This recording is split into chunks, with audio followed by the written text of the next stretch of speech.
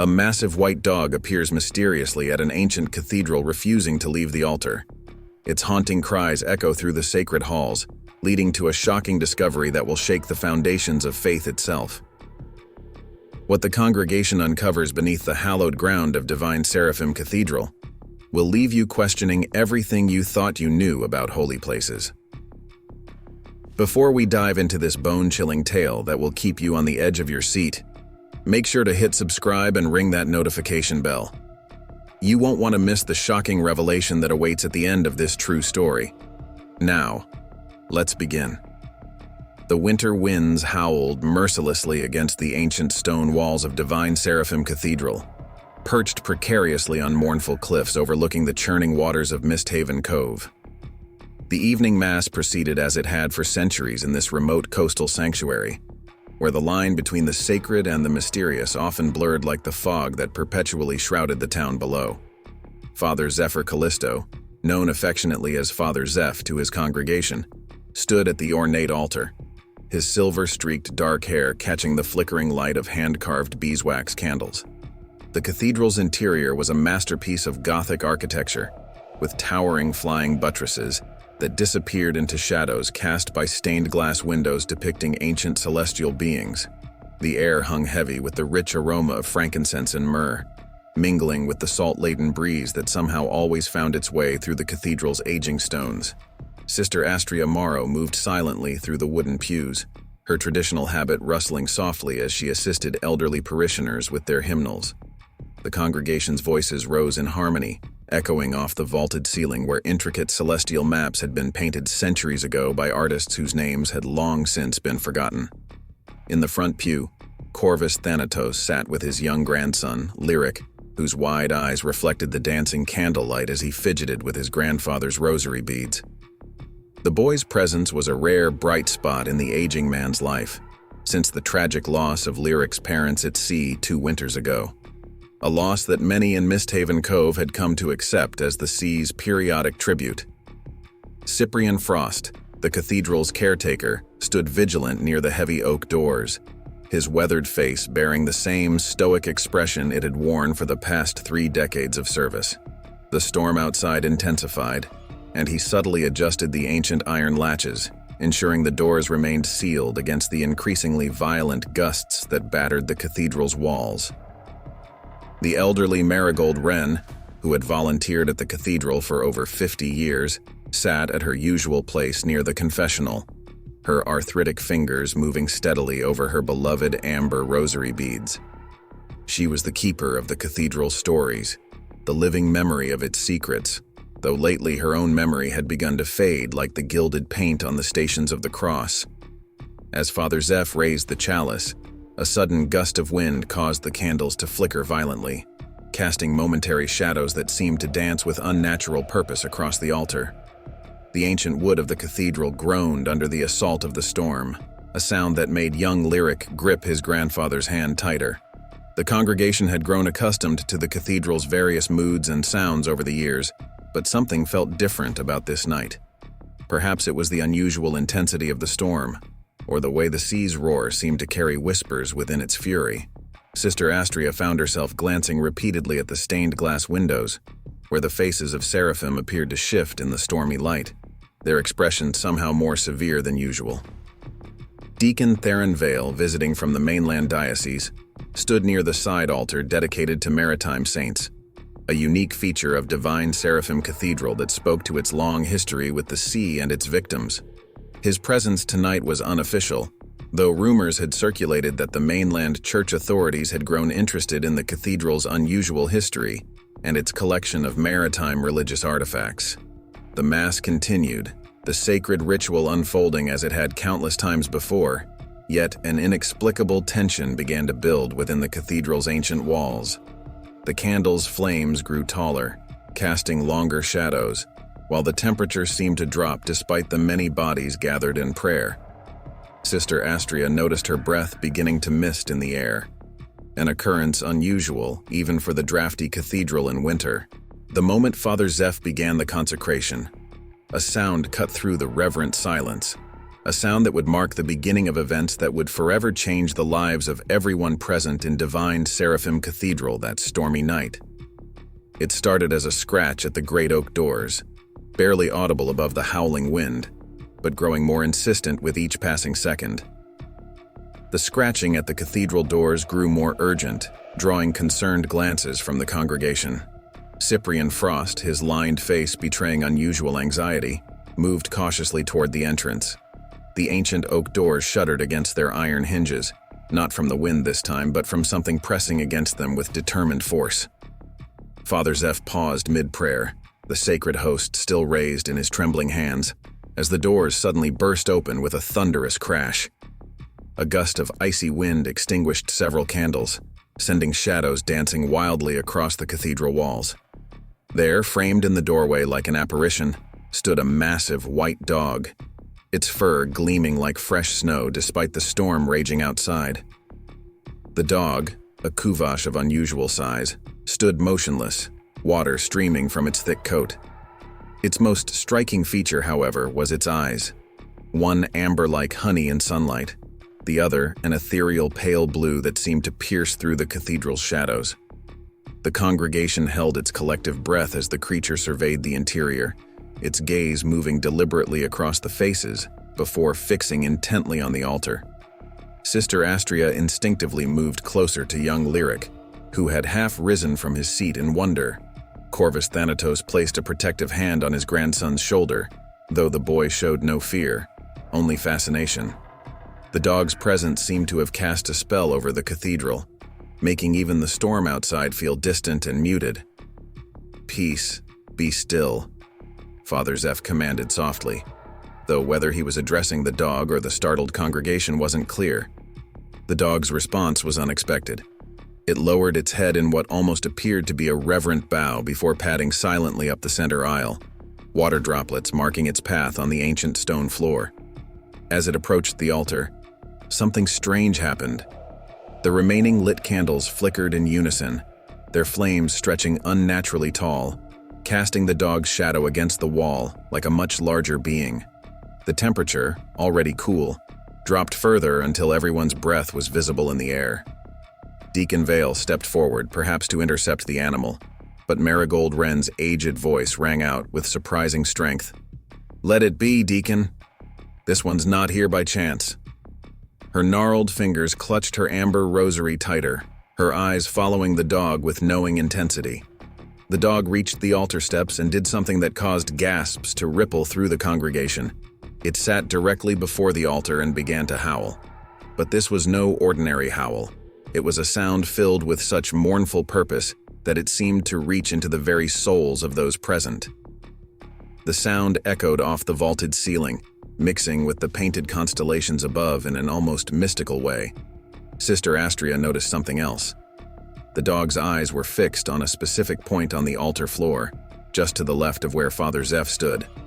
Its howl changed pitch, becoming more urgent, more insistent. Young Lyric tugged at his grandfather's sleeve, whispering loudly enough for nearby parishioners to hear. "Grandpa, it's trying to tell us something." Father Zeph, still holding the sacred host, felt an inexplicable pull toward the spot the dog was watching.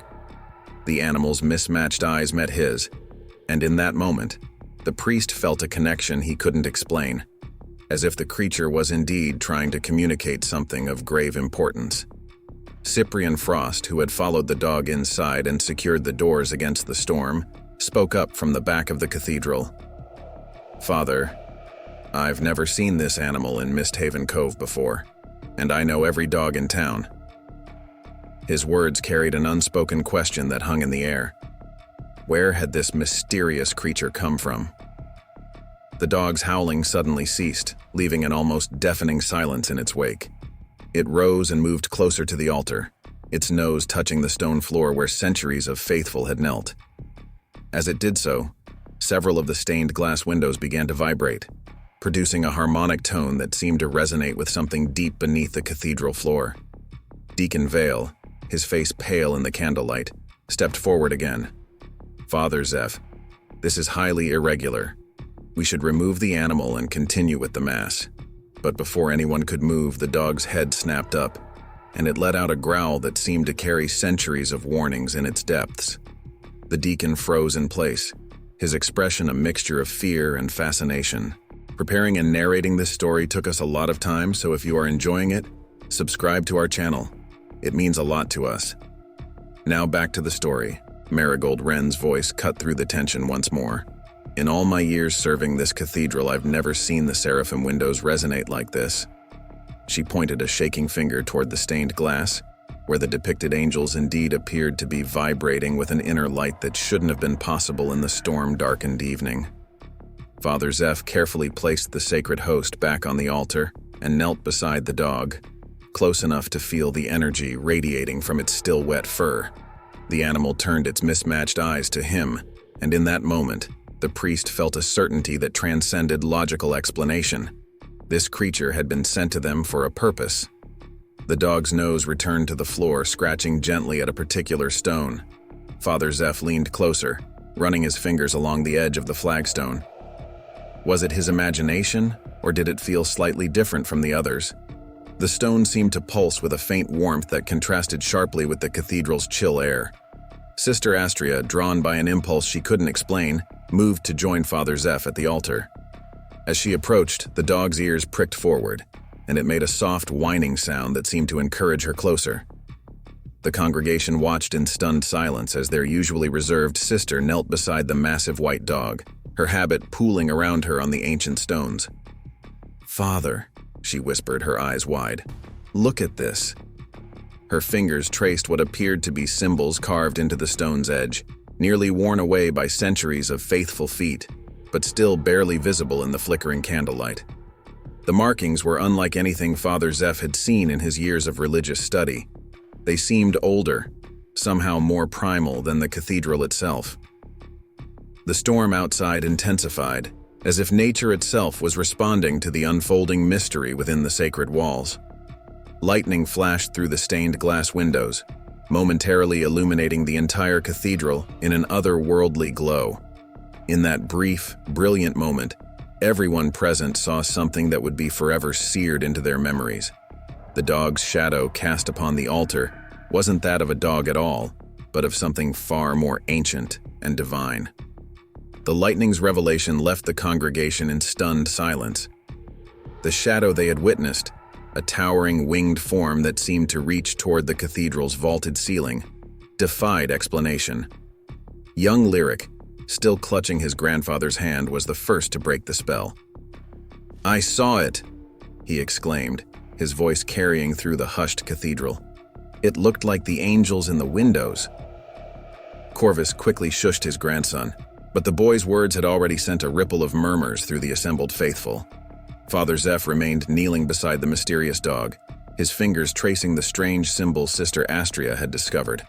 The white couvage hadn't moved, its mismatched eyes fixed on the priest with an intensity that seemed almost supernatural. The candlelight reflected in its unusual eyes, amber and pale blue, created an effect like dancing flames. "Father," Cyprian Frost called out, his voice unusually urgent. "There's something else you should see." The caretaker had moved to one of the wooden panels that lined the altar area, his weathered hands running along its ancient surface. These markings, they matched the ones on the floor. Sister Astria rose gracefully, her habit whispering against the stone floor as she moved to examine the panel. The dog's eyes followed her movement, and a low whine escaped its throat, as if encouraging their investigation. As she reached the panel, another flash of lightning illuminated the cathedral, and for a brief moment, the symbols seemed to gleam with an inner light of their own. "I've seen these before," Marigold Wren's wavering voice carried from her seat. The elderly volunteer's hands trembled as she reached into the depths of her worn cardigan, pulling out a small, leather-bound book. "In my grandfather's journal. He was one of the cathedral's original restorers." Deacon Vale stepped forward, his earlier fear apparently forgotten in the face of this historical discovery. "Mrs. Wren, why haven't you mentioned this before?" His tone carried an edge of accusation that made several parishioners shift uncomfortably in their seats. The dog's response was immediate, a low growl that seemed to vibrate through the very stones of the cathedral. The deacon stepped back, his face paling once again. Marigold, however, appeared unfazed as she opened the journal with practiced care. "Some secrets," she said, her aged voice carrying surprising strength, "are meant to be revealed at their proper time." Her gnarled fingers moved through the pages with purpose until she found what she was seeking. Here, his notes about the altar renovation of 1887. Father Zeph made his way to Marigold's side, the white dog following close behind him like a guardian shadow. As the priest bent to examine the journal, the dog pressed against his leg, its wet fur soaking into his cassock. The contact sent an inexplicable surge of energy through him, heightening his senses. The journal's yellowed pages contained detailed sketches of the same symbols they'd found on the floor and panel. Beneath them, in faded ink, was written, "Sigilla Custodium Maris," seals of the sea's guardians. "There's more," Marigold continued, her finger tracing the ancient handwriting. "My grandfather wrote that, during the renovation, they discovered a chamber beneath the altar. But before they could fully explore it, a great storm arose, much like tonight's, and the bishop ordered the chamber sealed." Sister Astria, who had been examining the wooden panel more closely, called out suddenly, "Father, look at this." She pressed gently on a section of the carved wood and a soft click echoed through the cathedral. The panel had shifted slightly, revealing a narrow gap. The dog's reaction was immediate and startling. It bounded to the panel, its tail rigid with alertness, and began to paw at the gap.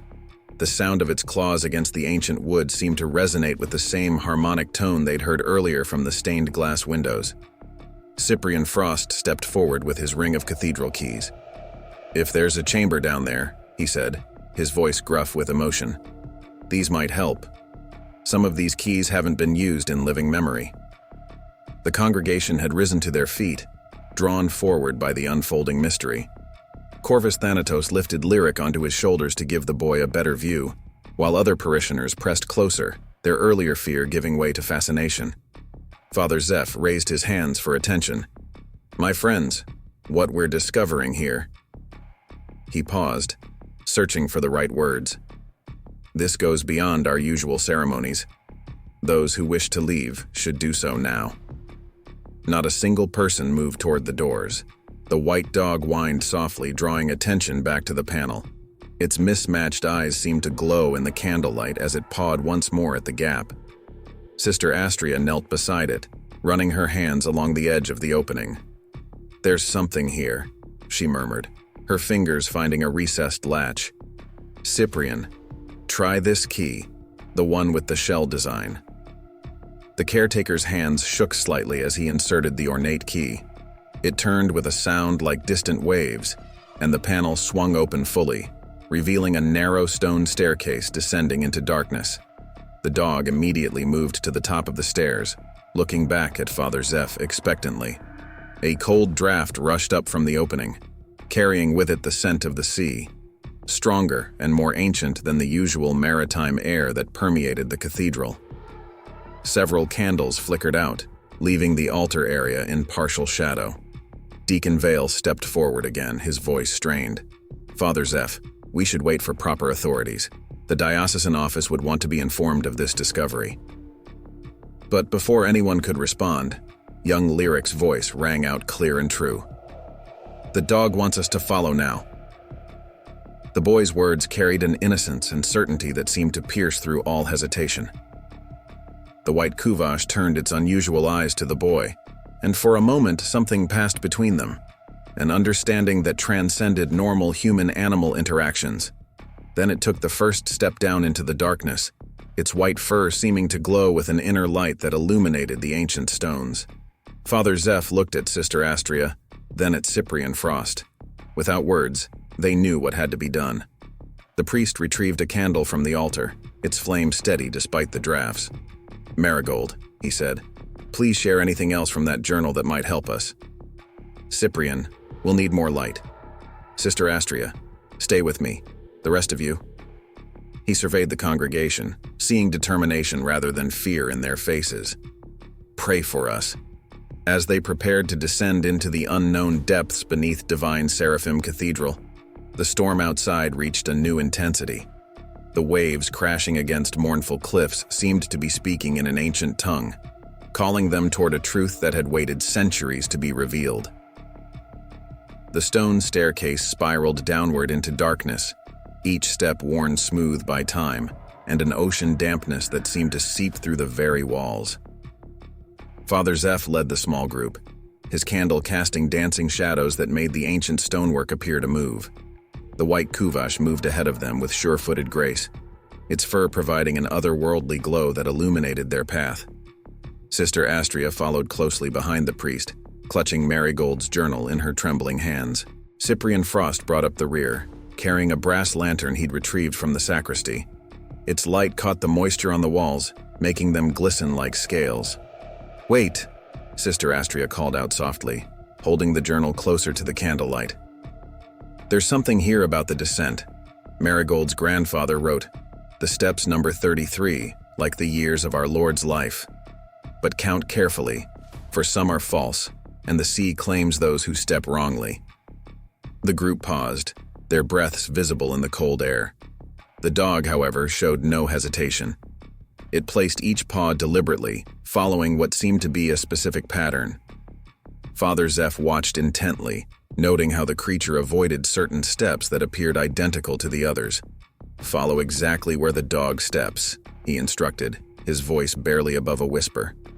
The stone walls seemed to absorb sound, creating an unsettling silence broken only by the distant rumble of the storm above and the ever-present sound of waves. As they descended deeper, the air grew thicker with salt and something else, an ancient scent that reminded Father Zeph of old manuscripts and buried secrets. The temperature continued to drop, and Sister Astria pulled her habit closer around her shoulders.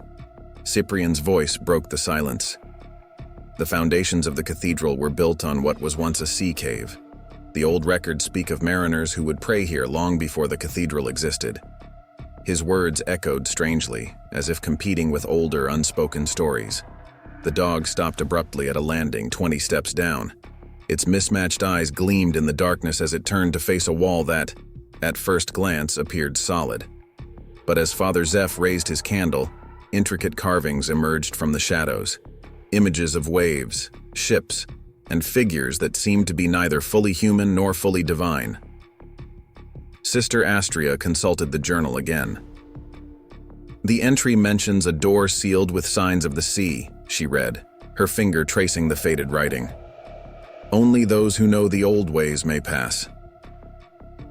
The white kuvash pressed its nose against one of the carved waves, and a faint humming filled the air, the same resonant tone they'd heard from the stained glass windows above. The sound seemed to emanate from the walls themselves, growing stronger as it mixed with the crash of waves outside. Father Zeph stepped closer to examine the carvings. Unlike the traditional Christian imagery found in the cathedral above, these depicted something older, ritual scenes involving robed figures gathered around what appeared to be a pool or portal. The faces of the figures were weathered away, but their poses suggested supplication or offering. "These markings," Cyprian said, moving his lantern closer. "They're similar to those found in the old fishing boats, the ones they used to protect against sea spirits." His voice carried the weight of generations of maritime lore passed down through Misthaven Cove's seafaring families. The dog whined softly and pawed at a specific point in the carving, a spiral pattern that seemed to move in the flickering light. Father Zeph placed his hand on the spiral, feeling an unexpected warmth beneath his fingers.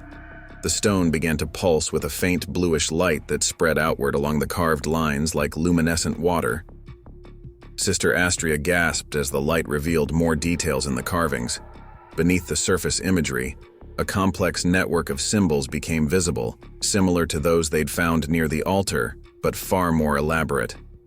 The journal in her hands suddenly felt warm, and as she opened it to the relevant page, previously invisible text appeared in the margins, written in a different hand than the main entries. "Father," she whispered, "look at this. These notes. They're not from Marigold's grandfather. They're older, much older." The text was in Latin, but not the ecclesiastical Latin Father Zeph was familiar with. This was older, containing words that seemed to predate Christian tradition. The dog barked once, the sound reverberating through the narrow space with unusual clarity. As if in response, the spiral pattern beneath Father Zeph's hand began to turn, stone grinding against stone. The wall shuddered, and a gap appeared, revealing another chamber beyond. The air that rushed out was surprisingly warm and carried a scent that made Father Zeph's head swim. Incense, but not the kind used in church services. This was headier, more primal, mixing with the salt air in a way that seemed to blur the boundaries between sea and sky, past and present. As they stood at the threshold of the hidden chamber, Sister Astria read from the newly revealed text. Here lies the truth of what swims between faith and fear, between the known depths and the greater deep. Enter with pure heart, for the sea keeps its own counsel, and its guardians never truly sleep. The white Kuvash stepped through the opening without hesitation, its fur taking on an almost phosphorescent quality in the strange light emanating from within.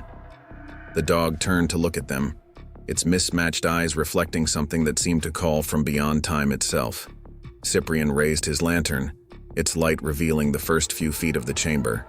The floor was inlaid with a mosaic depicting what appeared to be a map, but not of any coastline known to modern charts. The walls curved upward into darkness, their surfaces covered in more of the luminescent symbols they'd seen above.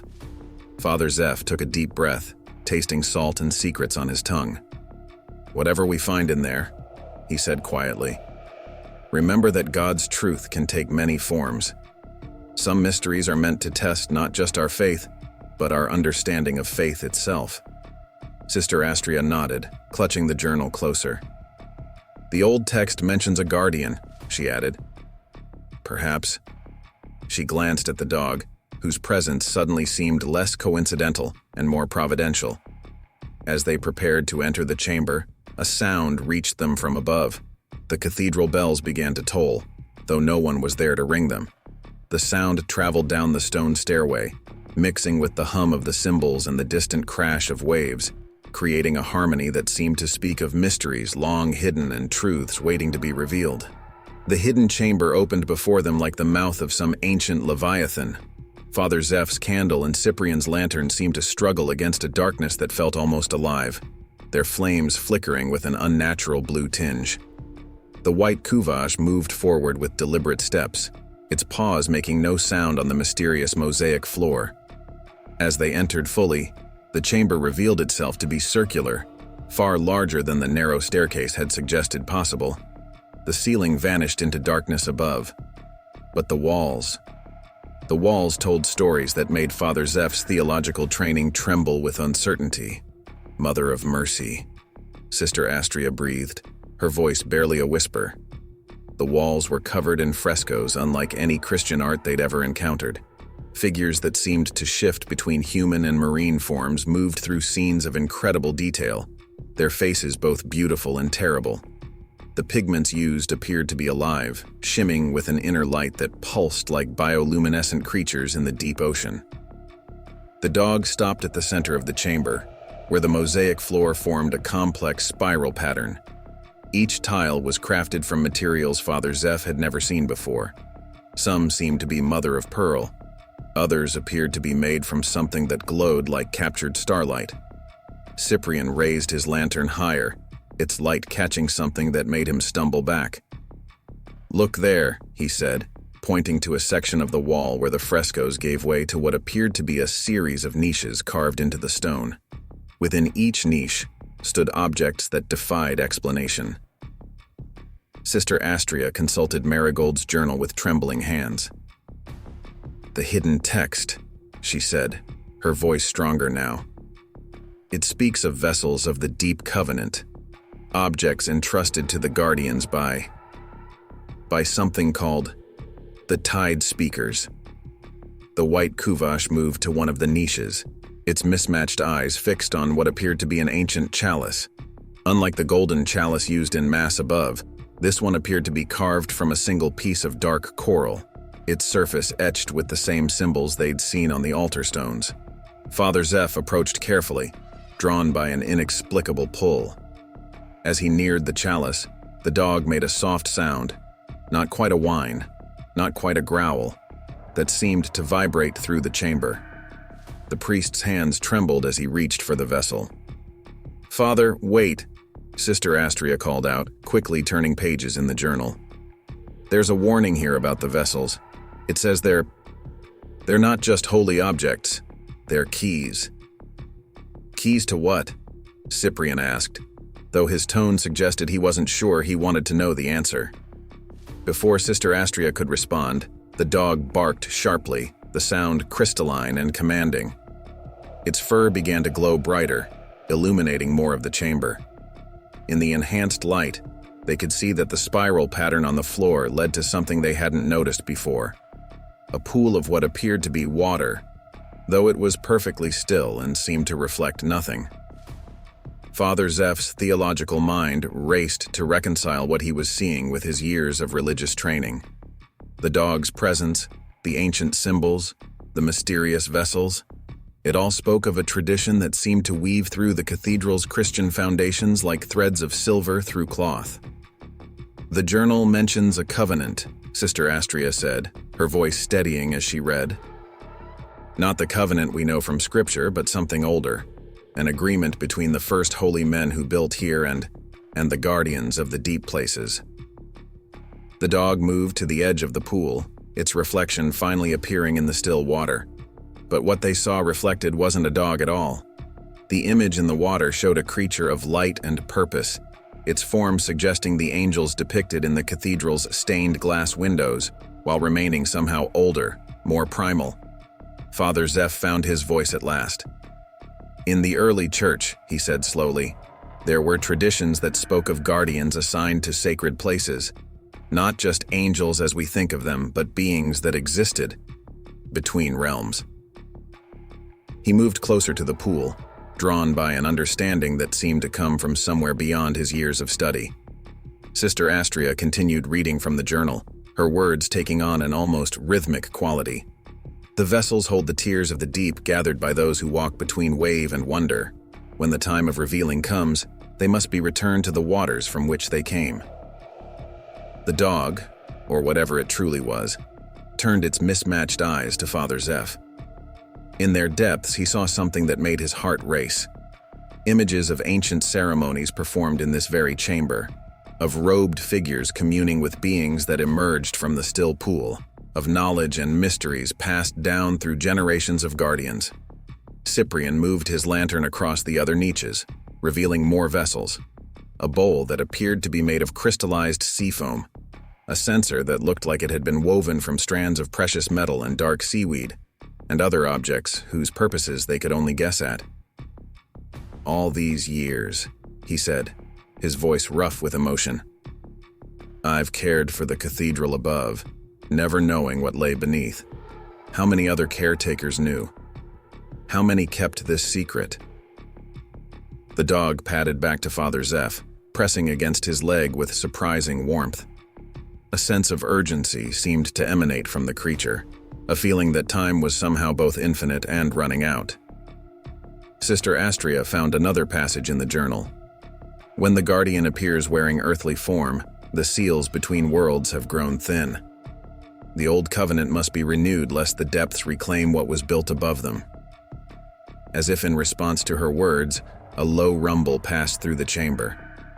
The sound wasn't from the storm above, but seemed to come from far below, from whatever vast spaces existed beneath the ancient sea cave upon which the cathedral had been built. The still pool began to move, its surface rippling with patterns that matched the symbols on the walls. The dog's fur brightened further, casting light on the coral chalice in the niche.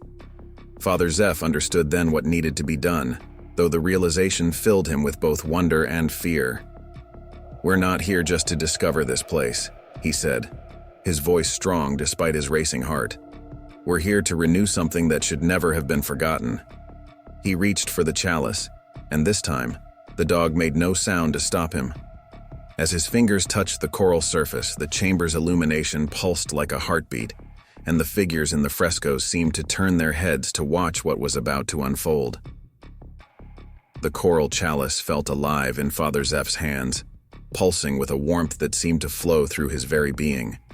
The chamber's illumination continued to grow stronger, causing the frescoes to shift and move as if awakening from centuries of slumber. Sister Astria watched in awe as the figures in the paintings appeared to turn their full attention to the priest and the mysterious vessel he held. "There's more here," she said urgently, her fingers tracing lines in the journal that had begun to glow with the same phosphorescent light as the chamber walls. "The vessels must be used in a specific sequence. The chalice of coral tears first, then the bowl of sea frost, followed by the woven censer." The white kuvash moved purposefully between the niches, its mismatched eyes glowing with increasing intensity. At each stop, the dog's presence caused the objects to resonate with a deep, harmonic tone that seemed to emerge from the depths of the ocean itself. Cyprian lowered his lantern, no longer needed in the chamber's growing radiance.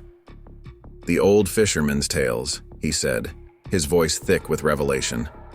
"They always spoke of a pact between the people of Misthaven Cove and the sea. We thought they were just stories to keep children from straying too close to the cliffs." The dog barked once, the sound rippling through the air like waves breaking on shore. The still pool at the center of the chamber began to move with greater purpose, its surface forming patterns that matched the spiral mosaic surrounding it.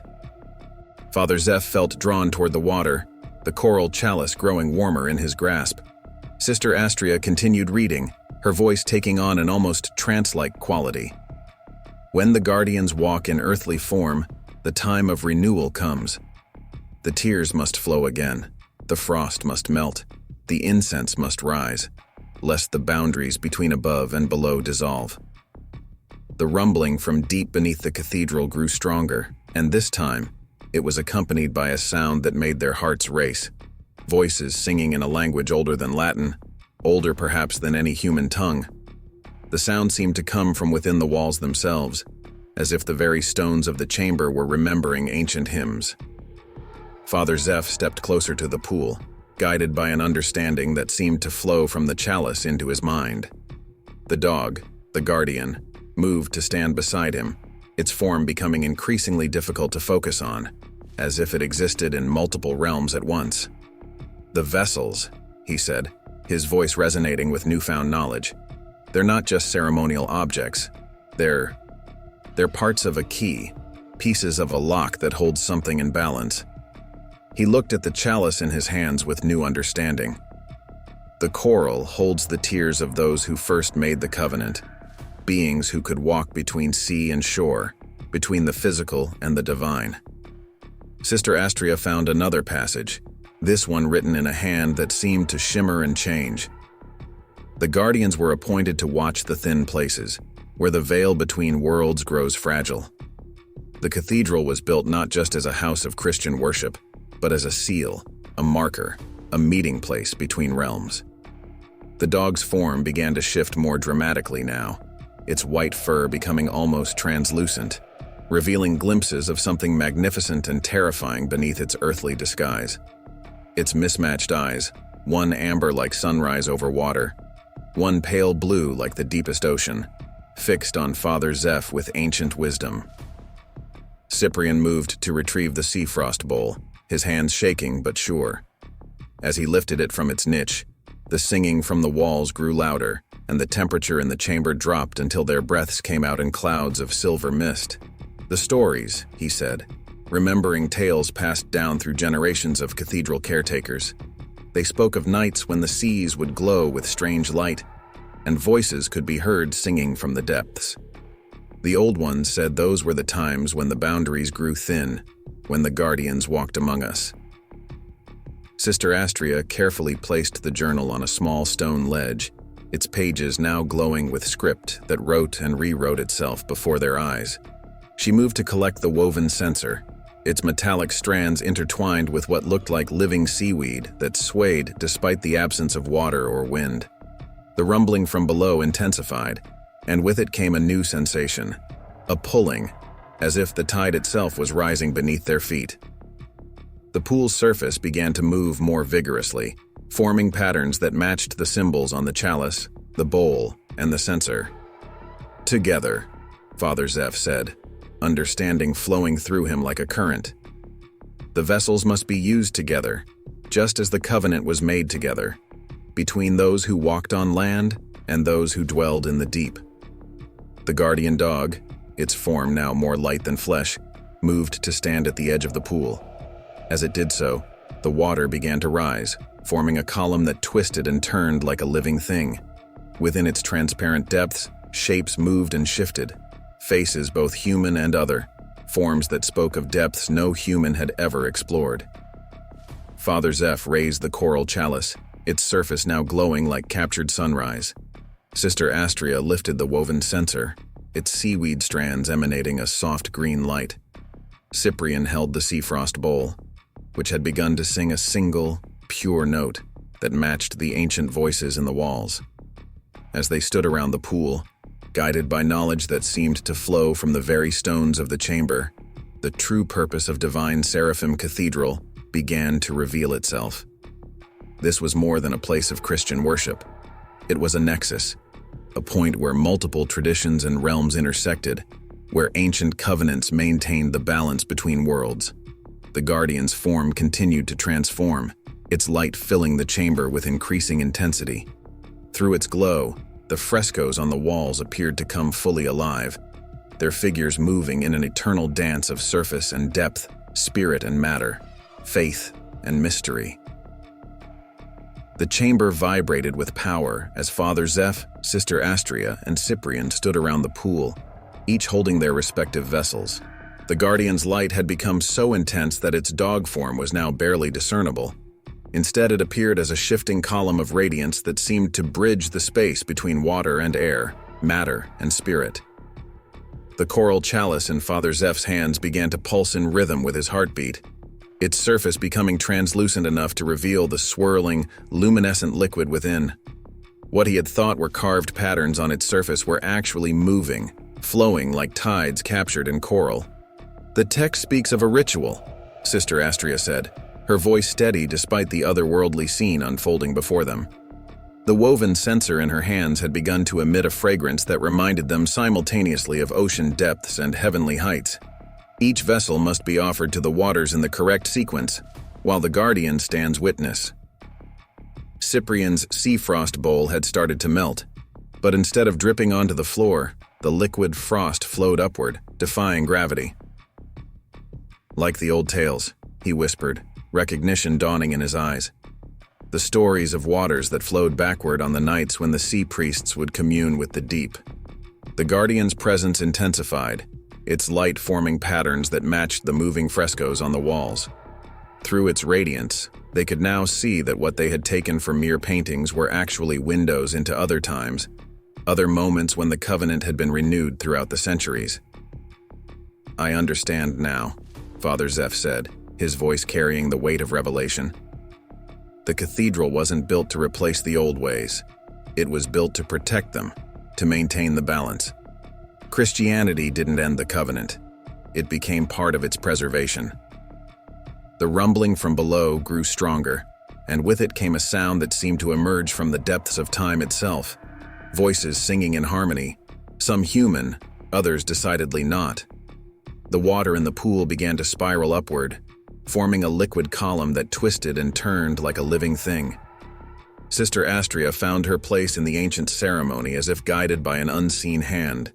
The woven censer moved of its own accord, its strands of seaweed and precious metal untangling and reweaving themselves into patterns that matched the symbols flowing across the chamber walls. "By earth and sea, by depth and height," she began, the words coming to her from somewhere beyond memory. The censer's smoke formed images in the air. Ships long lost to time, beings that dwelled in the ocean's deepest trenches, ceremonies performed on this very spot thousands of years before the cathedral's construction.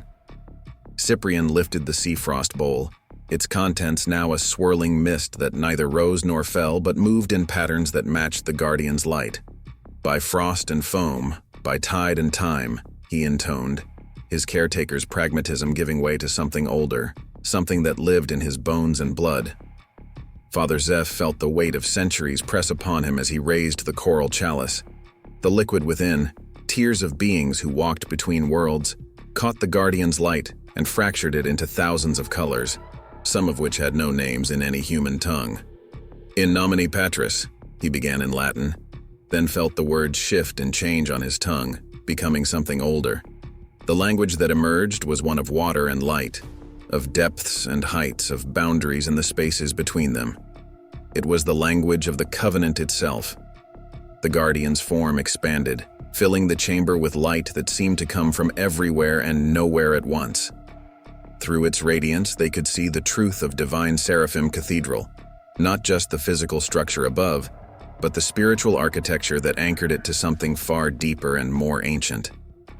The pool's water rose higher, forming shapes and patterns that spoke of other realms, places where the lines between sea and sky, physical and spiritual, blurred and merged. Within its crystalline depths, faces appeared, beings of light and water, guardians who had walked in different forms throughout the ages. The vessels must be emptied together, Sister Astria read from the now floating journal, its pages turning by themselves. When the three become one, the covenant is renewed, and the balance is maintained for another cycle. As they prepared to complete the ritual, the chamber's frescoes began to move more dramatically, their figures stepping out from the walls to bear witness. These were not just paintings but windows into other times, other renewals of the covenant, preserved in pigment and light and memory. The guardian's presence drew their attention back to the pool, its light forming a bridge between the water and the chamber's unseen ceiling.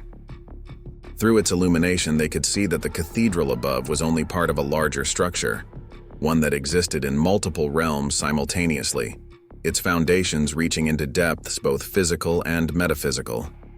Father Zeph felt the coral chalice pulse one final time, signaling the moment had come. "Together," he said, his voice carrying echoes of all the priests who had stood in this chamber before him, all the keepers of the covenant throughout the ages. As they stepped forward to empty their vessels into the rising column of water, the Guardian's light reached its peak intensity, and the true nature of Divine Seraphim Cathedral, and their role in its ancient purpose, began to reveal itself in ways that would forever change their understanding of faith, tradition, and the thin places where different worlds met. As the three vessels tilted in unison, their contents flowing into the spiraling column of water, the chamber erupted with light and sound. The coral chalice's tears merged with the sea frost's ascending mist and the censer's ethereal smoke, creating patterns in the air that mirrored the ancient symbols on the chamber walls. The Guardian's radiance intensified until its canine form was completely transformed into a being of pure light and purpose. Its true form became clear, a creature of magnificent proportions, with wings that seemed crafted from sea spray and starlight, and eyes that held the wisdom of countless ages. The mismatched colors remained, one brilliant amber, one deepest ocean blue, but now they were more like windows into different realms of existence. "Behold," Sister Astria whispered, the journal in her hands now floating freely, its pages turning by themselves as if caught in an invisible tide. "The Custos Maris, guardian of the seas." The ancient text glowed with new revelations, words appearing and shifting in languages both known and unknown. Father Zeph felt a profound shift in the air as the three substances merged with the water column. The coral chalice in his hands grew warm, then began to dissolve, its surface flowing like liquid stone until it too joined the swirling mixture. Around him, Cyprian's sea frost bowl and Sister Astria's woven censer underwent similar transformations. The chamber's frescoes had come fully alive now, their figures moving in intricate dances that told stories of countless renewals of the covenant. Through them, Father Zeph could see the truth of Divine Seraphim Cathedral's construction, how the first builders had worked alongside beings of light and water, how they had learned to craft spaces that could exist in multiple realms simultaneously. "Look," Cyprian called out, pointing to the pool's surface. The swirling waters had begun to form images, clear as windows into other times and places. They saw glimpses of ancient ceremonies, of ships guided safely through impossible storms, of prayers answered by forces that dwelled in the deep places of the world. The Guardian's voice filled the chamber, though it didn't speak in any conventional sense. Its communication came as waves of understanding that washed over them like a warm tide. Through this connection, they learned the true purpose of the cathedral's location on Mournful Cliffs. It marked one of the world's thin places, where the boundaries between physical and spiritual realms were naturally permeable. "The covenant," Sister Astria said, reading from the knowledge flowing through her mind rather than the floating journal. "It's not just an agreement. It's a living thing, a bridge between worlds that must be maintained through ritual and remembrance." The waters rose higher, forming a dome over their heads that somehow didn't fall. Within its crystalline surface, they could see the cathedral as it truly was, a structure that existed simultaneously in multiple realms. Its physical form of stone and wood was just one aspect of a much larger spiritual architecture that served as an anchor point between worlds. Father Zeph watched in awe as the Guardian moved through the water dome, its light creating ripples that spread out like rings in a pond. Each ripple carried images: sailors saved from storms by mysterious lights, children led away from dangerous cliffs by a white dog with unusual eyes, prayers answered in ways that seemed miraculous but were actually the result of ancient promises kept. "The thin places," Cyprian said, understanding dawning in his eyes. "They're not just locations. They're responsibilities. The cathedral doesn't just mark a thin place, it helps maintain it, keeps it from tearing open completely." The Guardian's light pulsed in confirmation, and more knowledge flowed into their minds. They saw how the cathedral's very architecture was designed to channel and direct spiritual energies, how its placement on Mournful Cliffs wasn't just for dramatic effect, but served a crucial purpose in maintaining the boundary between realms. The water dome began to pulse with a rhythm that matched the distant sound of waves, and within its surface new images formed, dangers that lurked in the deep, forces that would eagerly break through if the covenant were allowed to lapse. They understood then why the renewal was so crucial, why the Guardian had appeared to summon them to this chamber. Sister Astria's voice carried a new authority as she spoke. "The vessels, the ritual, they're not just ceremony. They're part of what keeps the balance. The tears of the deep ones, the frost of the in-between places, the incense that bridges above and below. They're all needed to maintain the seals." The Guardian's form shifted again, its light separating into countless smaller points that danced through the water dome like stars reflected in the sea. Each point of light carried a memory, a piece of the cathedral's true history, how it had been built not just as a place of Christian worship, but as a continuation of something far older. Father Zeph felt the weight of this knowledge settle into his soul. The theology he had studied, the faith he had practiced, they weren't invalidated by these revelations but rather expanded, deepened by the understanding of how different traditions had worked together to maintain the world's delicate balance. The water dome began to descend slowly, the merged essences of the three vessels now thoroughly combined with its substance. As it lowered, the Guardian's light concentrated once more, returning partially to its dog form, but now permanently altered in their perception. They would never again see it as just a white dog with mismatched eyes.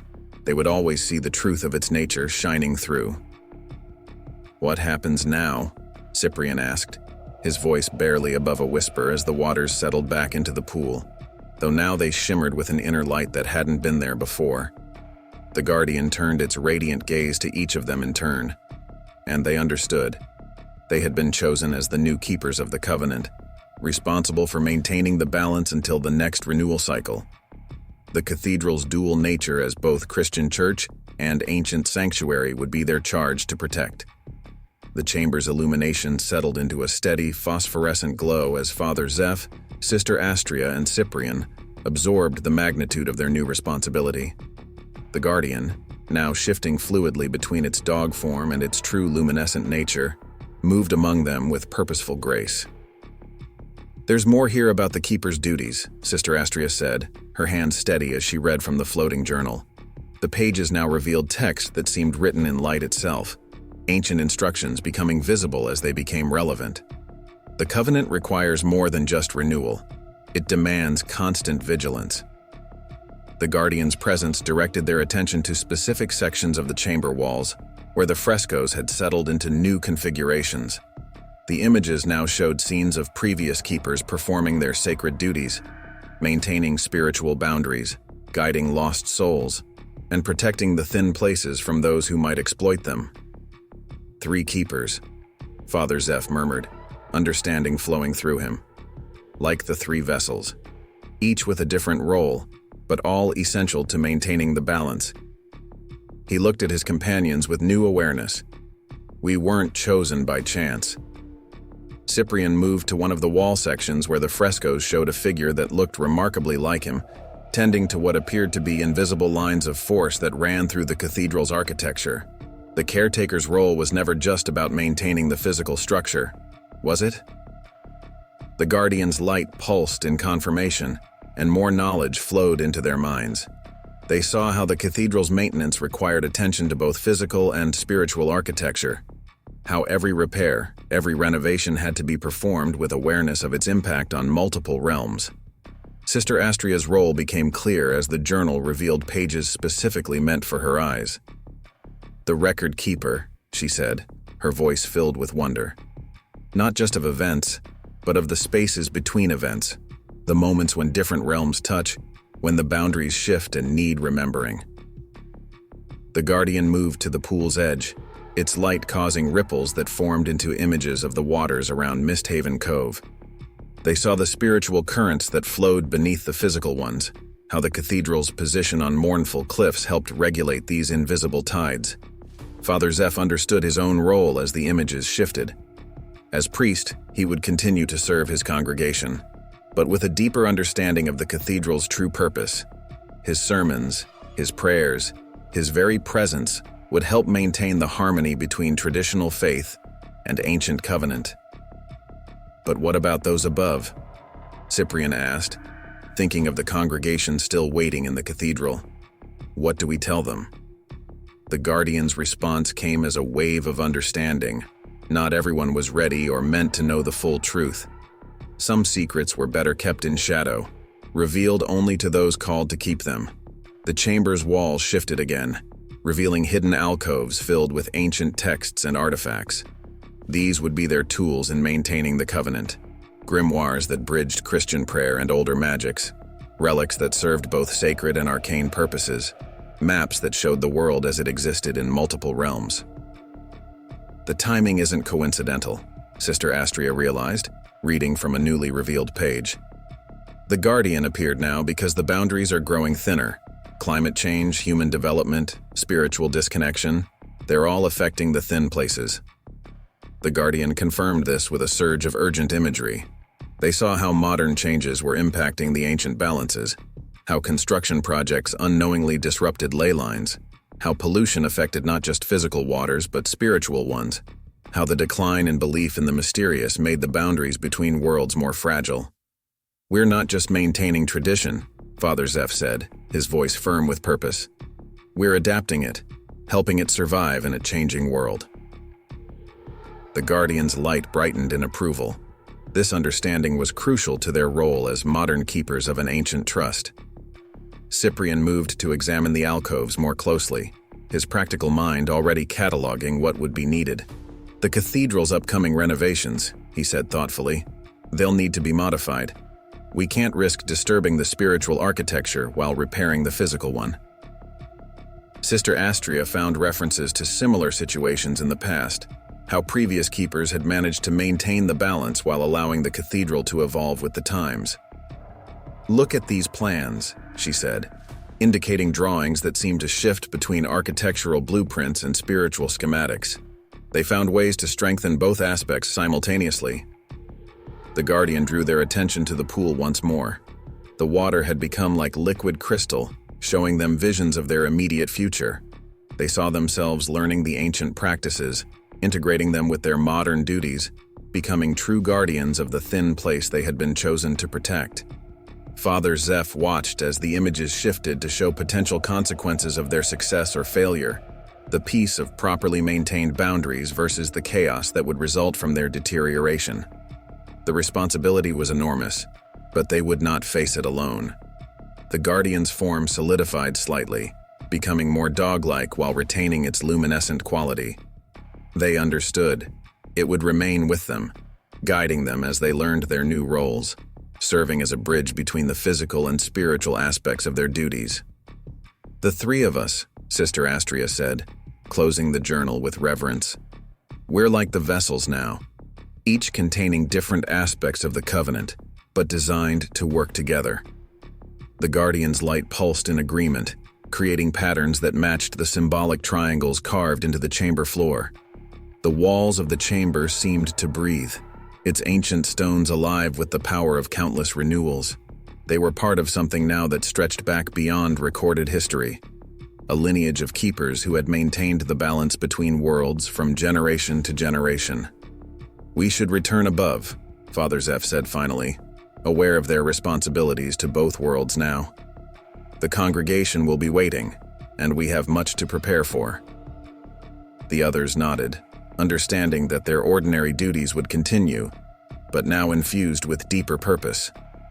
As Father Zeph, Sister Astria, and Cyprian prepared to ascend from the ancient chamber, the Guardian's light pulsed with sudden urgency. The pool's surface began to ripple violently, its crystalline waters forming images of the cathedral above, where something was very wrong. "The storm!" Sister Astria gasped, watching the vision unfold in the pool's surface. "It's not just a natural phenomenon." The waters showed them the truth. The tempest raging outside the cathedral had drawn power from the thinning boundaries, becoming something that existed in both physical and spiritual realms. Cyprian moved closer to the pool, his experienced caretaker's eyes noting details in the swirling images. "The northwest tower," he said, his voice tense. "The lightning strikes aren't random. They're concentrating there, where the old ward stones are weakest." The Guardian's form shifted fully back to its dog appearance, though now they could see the luminescence beneath its white fur. It padded urgently toward the spiral staircase, then looked back at them expectantly. They understood. Their first test as keepers of the covenant was about to begin. "The journal," Sister Astria said, quickly turning pages that glowed with fresh revelation. "There are emergency rites here, protocols for when the boundaries are actively threatened." Her fingers traced lines of text that shifted between Latin, Greek, and older scripts that seemed to move like water on the page. Father Zeph felt knowledge flow into him from the chamber itself, ancient wisdom merging with his theological training. "The tower," he said, understanding dawning. "It's not just architectural. It's one of the primary anchor points between realms. If it falls..." The Guardian's bark echoed through the chamber, confirming their fears. The sound carried harmonics that made the walls vibrate in sympathy, and the frescoes shifted to show similar crises from the past, times when the cathedral's role as a boundary keeper had been challenged by forces both natural and supernatural. "We'll need the ward stones," Cyprian said, moving to one of the newly revealed alcoves. Inside, crystals of various sizes glowed with internal light, each one humming a different note that together created a chord of power. These must be what the old maintenance records referred to as his structural reinforcement materials. Sister Astria found the relevant passages in the journal, which now seemed to be organizing itself to provide exactly what they needed. "The stones have to be placed in a specific pattern," she read, the words appearing as she spoke them. "They form a kind of spiritual architecture that strengthens the physical structure." The Guardian led them to a section of wall that opened at its approach, revealing a narrow passage that would take them directly to the tower base. As they gathered what they needed, Father Zeph felt the weight of centuries of similar moments pressing on him. How many times had the keepers of Divine Seraphim Cathedral faced such tests? "Take these," Sister Astria said, distributing pages that had detached themselves from the journal. Each sheet contained prayers and invocations specific to their roles, words of power that would help them maintain the boundaries even in crisis. They ascended swiftly, the Guardian leading the way. The passage emerged behind a panel in the tower's base, and as they stepped out, they felt the full force of what they were facing. The storm's fury had transformed the tower into a nexus of powerful energies. Lightning that carried more than electrical charge, wind that howled with voices from beyond the physical realm. Cyprian immediately began examining the tower's structure with new awareness, seeing both its physical and spiritual architecture. "The ward stones need to be placed at these points," he said, indicating spots that seemed to pulse with invisible energy. "They'll create a resonance that strengthens both aspects of the tower." Sister Astria consulted her portion of the journal's pages, which somehow remained dry despite the rain. "The invocations have to be precise," she called over the storm's roar. "Each stone needs its own blessing, harmonized with the others." The guardian moved to each position Cyprian had identified, its presence causing the spiritual energy lines to become visible briefly, lines of force that ran through the tower like glowing veins. Father Zeph could see how these lines connected to the cathedral's larger spiritual structure, and how their disruption threatened not just the building, but the boundary between worlds it helped maintain. Working together, they began the process of reinforcing the tower. Cyprian placed each ward stone with practiced precision, his years of physical maintenance serving him well in this more esoteric work. Sister Astria read the required invocations, her voice carrying power that made the stones resonant with harmonic energy. Father Zeph found himself weaving together prayers from multiple traditions, Christian blessings merging seamlessly with older invocations that seemed to rise from the stones themselves. The guardian moved between them, its light helping to bind their separate actions into a coherent whole. The storm intensified as they worked, as if resistant to their efforts. Lightning struck the tower repeatedly, but now they could see the dual nature of the attacks. Physical bolts carrying spiritual energy that sought to disrupt the boundary maintenance the cathedral provided. "Look!" Sister Astria shouted, pointing to the waters beyond Mournful Cliffs. The waves had taken on patterns that couldn't be natural, forming shapes that suggested something vast was moving beneath the surface. "The thin place, it's being tested from both sides." The guardian's form began to shift again, growing larger as it responded to the increasing threat. Its light spread out like wings, creating a protective barrier around them as they completed their work. Through its illumination, they could see the true scope of what they were defending. Not just a physical boundary, but a metaphysical one that helped maintain the world's proper order. The storm reached a fever pitch as Father Zeph, Sister Astria, and Cyprian worked to secure the final ward stones. The guardian's protective light flickered against forces that grew stronger by the moment, its luminescent wings stretching wider to shield them from both physical and spiritual assault. Through the rain and wind, Sister Astria noticed something crucial in the journal's pages. "The patterns," she called out, her voice carrying despite the tempest. "They're not just about protection, they're revealing something." The water streaming down the tower walls had begun to follow the invisible lines of force, creating glowing rivulets that formed familiar symbols. Cyprian, setting the last ward stone in place, recognized the patterns from his years of maintenance work. "These marks, I've seen them before, hidden under layers of paint and plaster. They're all through the cathedral, but I never understood their significance." The guardian's form shifted again, its light pulsing in a rhythm that matched the glowing water patterns. Through its illumination, they could now see the truth behind the storm's fury. It wasn't just trying to damage the cathedral, it was attempting to force open the thin place, to tear wider a boundary that had been carefully maintained for centuries. "Look there." Father Zeph pointed toward the churning waters beyond Mournful Cliffs. Massive shapes moved beneath the surface, their forms suggesting creatures that dwelled in realms between the physical and spiritual. The waves had taken on an unnatural phosphorescence, matching the guardian's light but with a more ominous quality. Sister Astria frantically turned pages that somehow remained legible despite the downpour. "The last time this happened," she read, her eyes widening, "was during the Great Storm of 1823. The Keeper's account speaks of entities that tested the bounds of creation, seeking passage through the thin places." The guardian's bark cut through the storm's roar, drawing their attention to the ward stones they'd placed.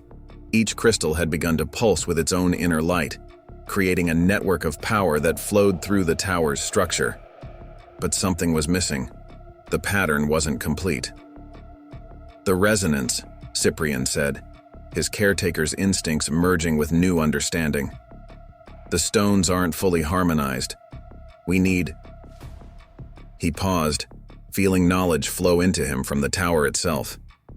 We need to complete the circuit, not just with the stones, but with ourselves. Father Zeph understood. The three of them represented different aspects of the cathedral's power: faith, knowledge, and physical maintenance. Like the three vessels in the chamber below, they needed to work in perfect unity to maintain the boundary. The Guardian moved to the center of the tower's base, its form now rippling between dog and pure light. Around it, the wardstone's illumination created a complex geometric pattern that seemed to extend both up into the tower and down into the foundations. "Here," Sister Astria said, finding a crucial passage.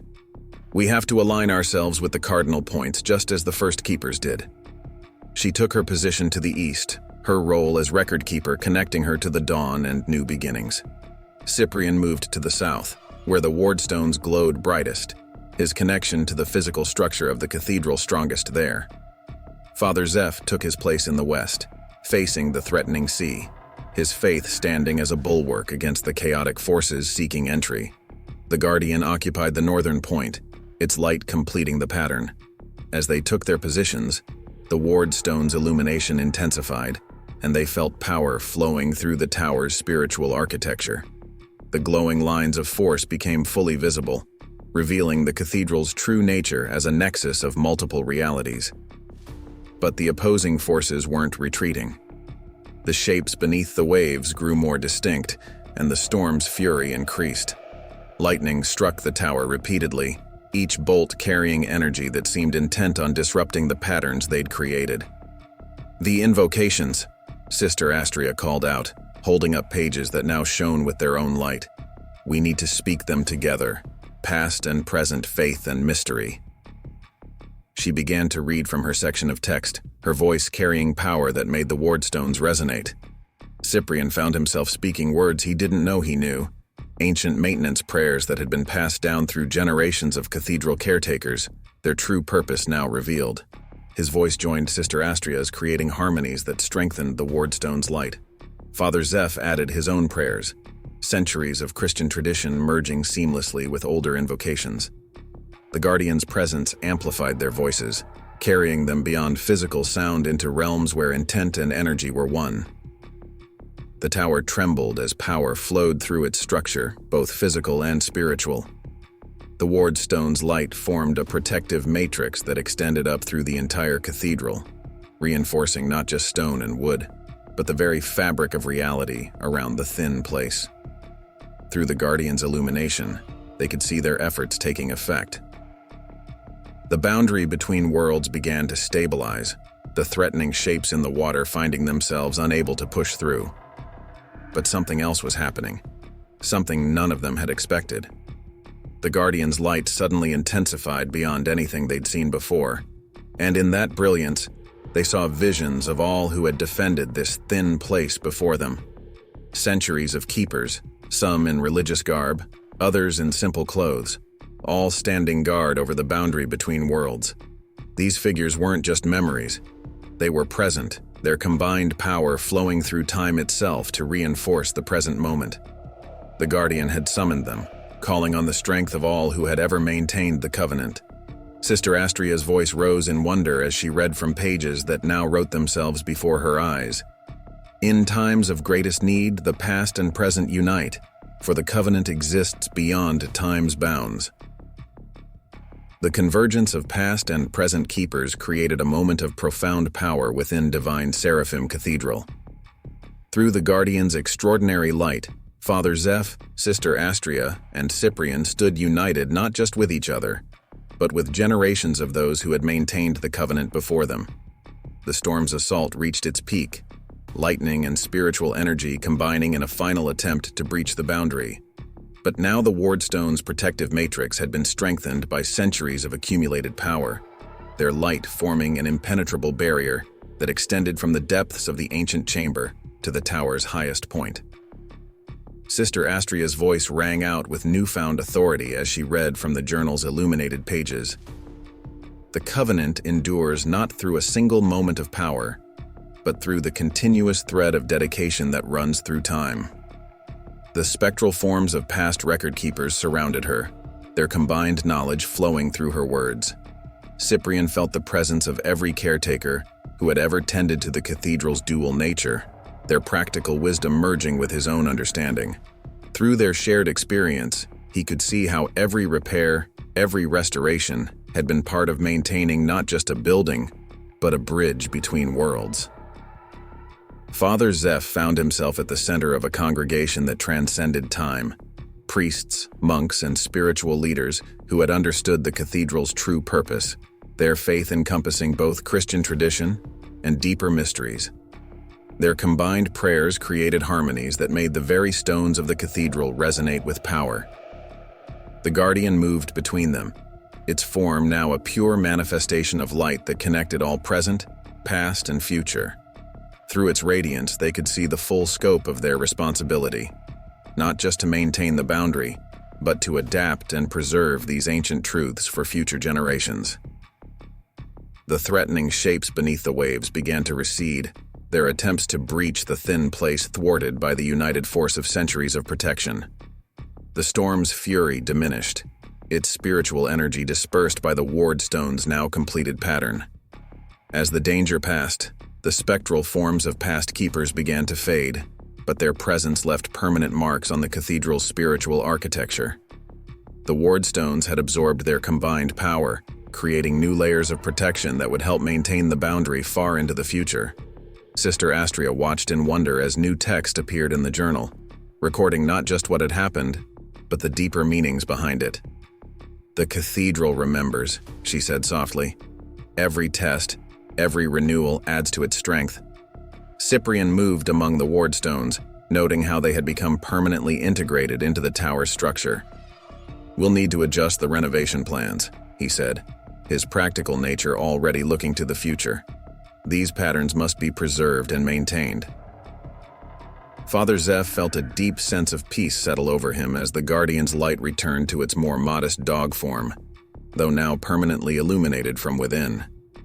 They had faced their first test as keepers, and had discovered that they were part of something far greater than themselves. The dawn began to break over Misthaven Cove, its light catching the cathedral's stained glass windows in a way that made the seraphim appear to move. The Guardian led them back into the main sanctuary, where they found the congregation still waiting, having experienced the storm's fury but unaware of its true significance. "What do we tell them?" Sister Astria whispered, looking at the faithful who had remained through the long night. Father Zeph smiled, understanding flowing through him. "We tell them what they're ready to hear," he said. "Some will sense the deeper truth, others will find comfort in simpler explanations. The mystery reveals itself differently to each heart." The Guardian took its place near the altar, appearing to most as simply an unusual dog with striking eyes, though now the three keepers would always see its true nature. They knew their lives had changed forever, enriched by the knowledge of their sacred duty, and the profound legacy they now shared. As the morning light filled the cathedral, they could see how the ward stone's power had subtly altered the building's appearance. To ordinary eyes, it remained the same magnificent structure, but those who knew what to look for would see the symbols of protection woven through its very fabric, the signs of ancient covenant merged seamlessly with Christian tradition. The task ahead was both daunting and inspiring, maintaining the delicate balance between worlds while adapting ancient practices to modern times. But they were not alone. The Guardian would remain with them, guiding their steps as it had guided so many before them.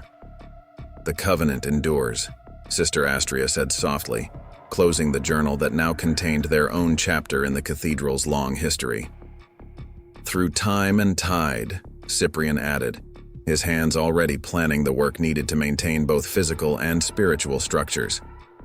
"In faith and mystery," Father Zeph concluded, understanding that his ministry would forever bridge the visible and invisible worlds. The Guardian's eyes, one amber like sunrise, one blue like the deepest sea, watched over them all, its presence a reminder that some mysteries were meant to be preserved, protected, and passed on to those worthy of their trust. And so Divine Seraphim Cathedral continued its vigilant watch over the thin place upon Mournful Cliffs, its secrets safe in the hands of its newly appointed keepers, its legacy assured for generations yet to come. Up next, you've got 2 more standout stories right on your screen. If this one hit the mark, you won't want to pass these up. Just click and check them out.